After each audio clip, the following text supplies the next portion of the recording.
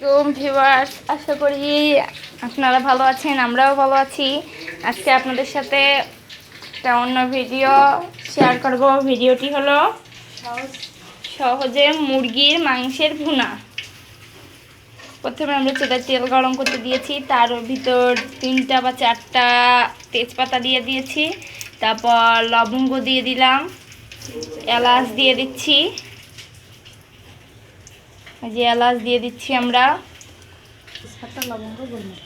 তারপর তেজপাতা দিলাম, লবঙ্গ দিলাম, তারপর এলাচ আর দারচিনি। এলাচের মুখটা আমরা একটু ফাটিয়ে নিয়েছি যাতে ভালো হয়। তারপর এগুলো ভেজে নেব আর গোলমরিচ দিয়ে দিচ্ছি। দেওয়ার পর পেঁয়াজ আর মরিচ কুচি দিয়ে দিলাম। তারপর ভেজে পেঁয়াজ ভাজা ভাজা হয়ে গেলে আদা বাটা পরিমাণ মতন, রসুন বাটা দিয়ে তারপর নেড়ে চেড়ে নিতে হবে। ভালো করে আদা রসুন বাটাটা একটু ভেজে নেবেন যাতে কাঁচা গন্ধটা না আসে। তারপর আমরা পরিমাণ মতো শুকনো মরিচ বাটা দিয়ে দিয়েছি। যে যেরকম ঝাল খায়, আমরা একটু বেশি ঝাল খাইতে এই জন্য আমরা এরকম দিয়ে দিয়েছি। আপনারা যদি একটু কম ঝাল খান তাহলে কম দিতে পারেন। আমরা আমাদের পরিমাণ মতন দিয়ে দিয়েছি। তারপর লবণ পরিমাণ মতন দিয়ে দিচ্ছি।